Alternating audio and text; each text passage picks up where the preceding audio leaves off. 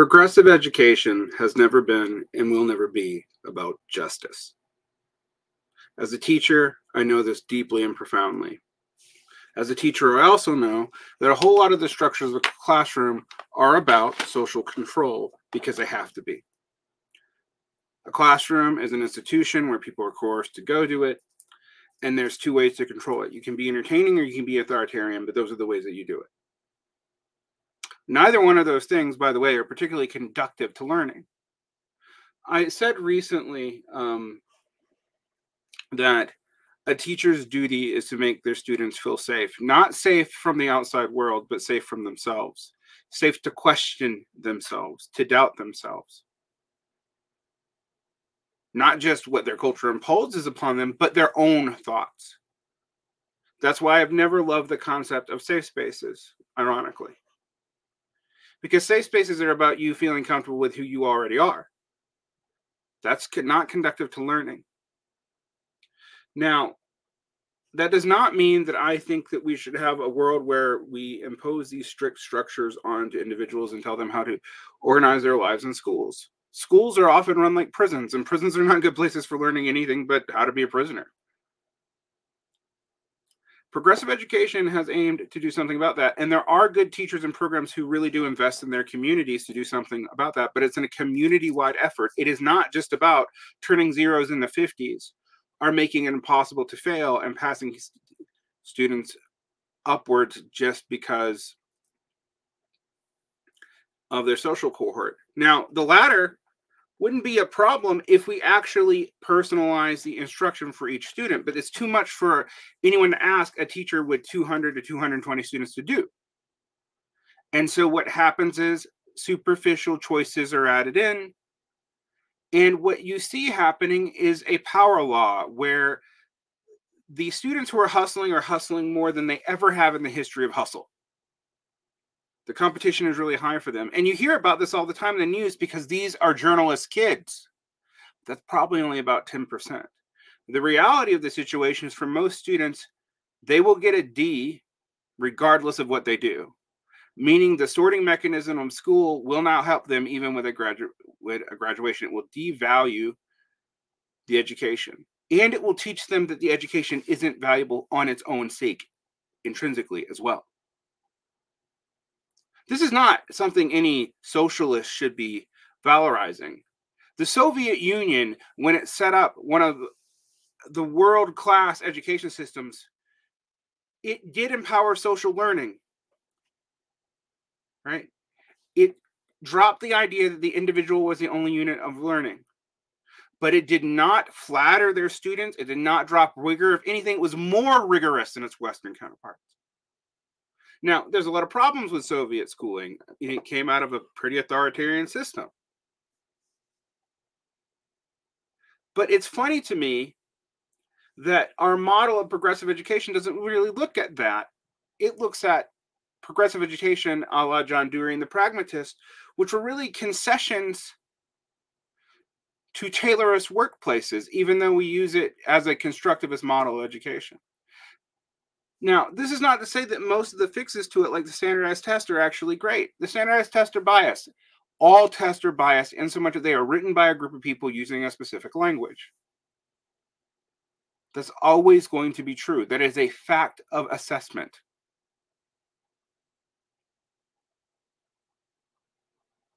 But when you remove that, you lead people to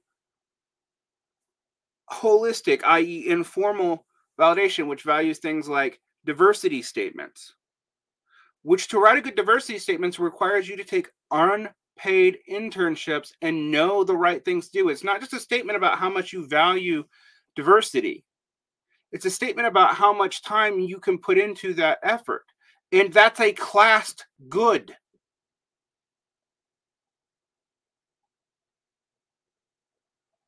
It's a classed experience.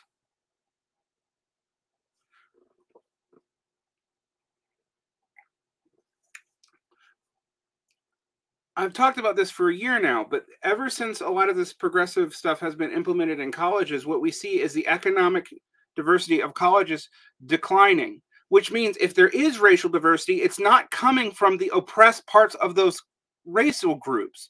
in demographics. It's just not. Yes, more students settle with community colleges that affect people of color, but a high disproportionate number of people who come in to read elite universities, um, diversity quotients come from outside of the country, and they're usually from an even higher social class than the people in the country, meaning they are further removed from the Black or Latin or Indigenous experience that you're using them to represent. That's not justice. That's not undoing a social wrong. Similarly, recently, I was filling out a form to join one of the professional organizations in writing. I'm not going to name it, and it was asking me, what is my sexuality? What is my disability group? It wasn't asking me my disabilities to give me accommodations. It was asking me so it could brand me to the right groups of publishers.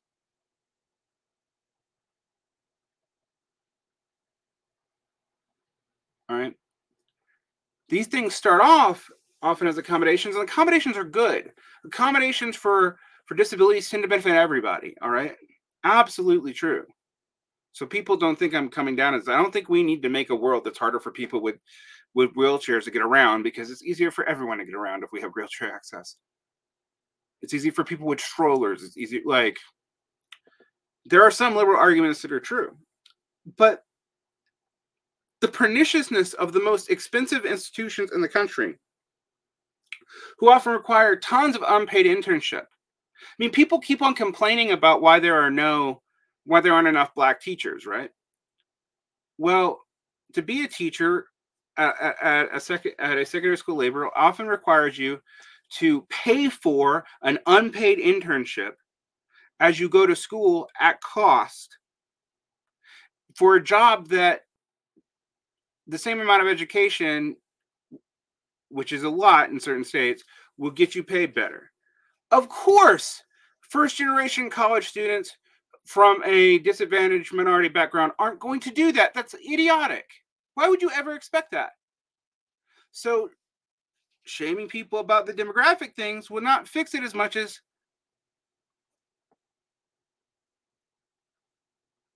anti-nepotism rules and better pay and better structures for getting people integrated into education. I have already seen in many of the staffs I've worked with in the United States a shift from professional teachers, who are often women, who had professional or even working class husbands, to people who have very professional husbands,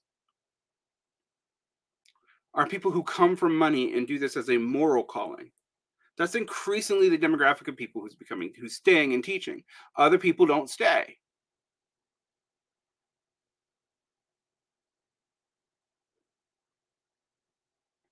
I want you to tell me that that's coming from a concern for justice. Removing standardized tests because they were biased and replacing them with nothing allows more biases to sneak in. Hurting the humanities and saying the humanities are useless doesn't lead to more diverse humanities. It leads to none at all. I'm not a book worshiper. I don't think things are good just because they're in books. I'm actually going to agree with my friend Colin Drum about that. But let's be honest for a second. And I've gone through this before. We're not seeing an increase in general media literacy in new forms of media either. What we're seeing is a general decline because people don't have the frame of reference to understand what they're processing. When it comes to people in their 20s today, they're some of the most clued in people I've ever known, and yet also they're some of the most gullible because they're exposed to media constantly. But they have no apparatus for adjudicating what's good and bad in it other than maybe trusting what teachers say or something. This is not a good way to deal with this situation. So let's be honest for a second. There are many teachers who are engaged in this who are absolutely concerned about justice. But the reason why this became popular with administrators is partly because it enabled them to focus on their increasing other burdens instead of trying to deal with problematic kids from traumatized homes. They can appease them, give them a bag of candy, and send them back to a teacher's classroom. And you see this over and over again, where instead of trying to handle the problems that these kids often bring to the classroom, they force them to stay in the class with no supports, with no aides, just telling the teacher to deal with it yourself, basically, because it would be unjust to remove the student from the classroom. And it might be unjust to remove a student from a classroom. It doesn't change how messed up their lives are and why they're coming in and traumatized and terrorizing the class, though. All it does is make more and more other students subjected to this problem and hurts their education. Now, grade inflation is another thing. I'm not a believer in grades, believe it or not. I would rather just describe what kids can and cannot do. I would do standards-based grading, check off they can do a skill, and move on. The aggregate numbers are dishonest. But in an ideal world, I would also use that same checklist to individualize the learning for the student the next year, to work on their weak spots, etc. I would not just pass them up and start over on a blank checklist. But floating and exaggerating grades just means grades don't mean anything, which means that other tangible factors will be used to help kids, in quotation marks, be sorted. Increasingly, it's your zip code. Now, I don't talk about education much because a lot of the answers that I say probably don't make anyone comfortable. I agree with a lot of the anti-authoritarian critiques about the structure of schools and what schools teach people to do. I agree that a teacher's job is not to just inculcate morals or progressiveness to students, as is often the case, seemingly, with many people operating today in progressive education. It is to give people the autonomy and ability to make these decisions for themselves in their home communities and the context of those communities. It is to empower people. But empowerment requires standards, requires rigor, requires justice. And my students will accept those standards if they trust me. That's what I mean by safe. And if they trust me, not just to tell them that they're valuable, but to let them know when they're fooling themselves.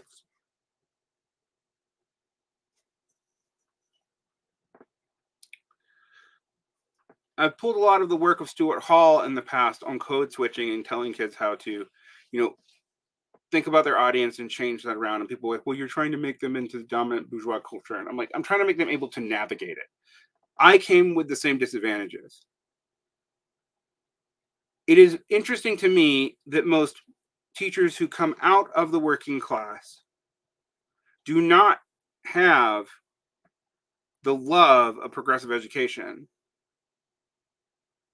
that teachers who come from the middle classes do. Now, that's a generalization, and there's going to be exceptions. You can probably find some.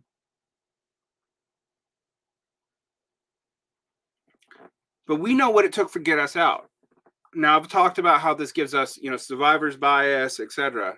Like, there's all kinds of bad things about that, too. Like, formerly working class people who come from working class origins and work their way out, if they don't fall into depression a la Mark Fisher style, they tend to justify their own superiority based off merit, right?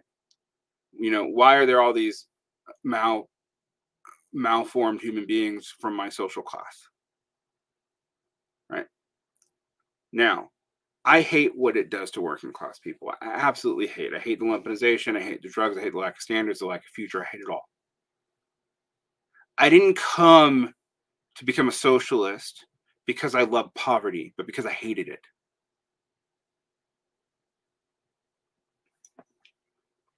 But I don't want to just inculcate upper middle class standards to people who will not be served by them. That's not justice. And from what I can tell, that's what a lot of progressive education at the administrative level has become. It's not a matter over woke or not woke. As I pointed out to people, states that have anti-woke policies still do much of the same things that you see in these other states. Removing standardized test scores, but for student choice as opposed to racial justice. It doesn't matter. The results are the same because the systems right now are breaking. Ironically, it's leaving, for humanities education, a return to great books education, which we could totally make for a more diverse world. We could talk about great African literature. We could talk about great African American literature. We could talk about great indigenous philosophy. We could do that. Instead of arguing about the non-need for canons, we could be expanding them and putting them in dialogue with each other.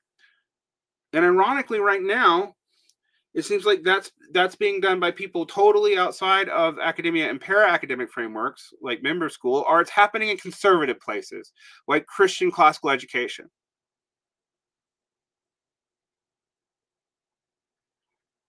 The point of progressivism may be to make the system better. That's why I've never considered myself one. I don't think the system will ever be that better. And I think, honestly, if you believe that, you might as well agree with Sohrab Ahmari. You know, you might disagree with him on gay marriage and on gender, but basically he thinks class compromise is possible, as do most of you who are social democrats. But from a teacher's perspective, even dropping that, I want people to have more realistic, more relevant education. You know, it's not just about me imparting all the humanities on the people who might not need it. But I know plenty of working class people who enjoyed avant-garde literature. Just talking today with someone who doesn't have a college degree who loves the work of Kathy Acker, who I interviewed when I was 16 years old as a working class person who found her work in a zine. She was dying of cancer at the time. It was my first real break into writing and journalism. It's only been published in like a few paper copies, although I do have the interview somewhere. My point about this is just to say the assumption that working class people wouldn't value this stuff is based off of our own social coding and our sense of distinction. But that distinction has broken down. We no longer think like competence and taste is enough. We think it has to be tied into morality and politics, which is why you have very elite people talking about the politics of Marvel movies 5 years ago. Michael Sandel once pointed out that there's been a shift of justification from community service into competence, and now from competence into morality. Social justice, very eerily defined. And it's a word we all love because we don't have to define it. What do we mean by social justice? We mean equity. Well, what do we mean by that? Is it the equity where we all face common ruin, where we have justice because as many white kids get shot as black kids proportionally? I mean, we're heading to that world anyway. That's just granting the conservatives their argument.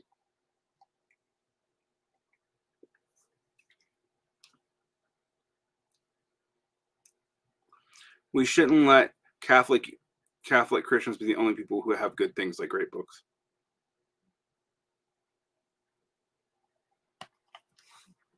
Like and subscribe.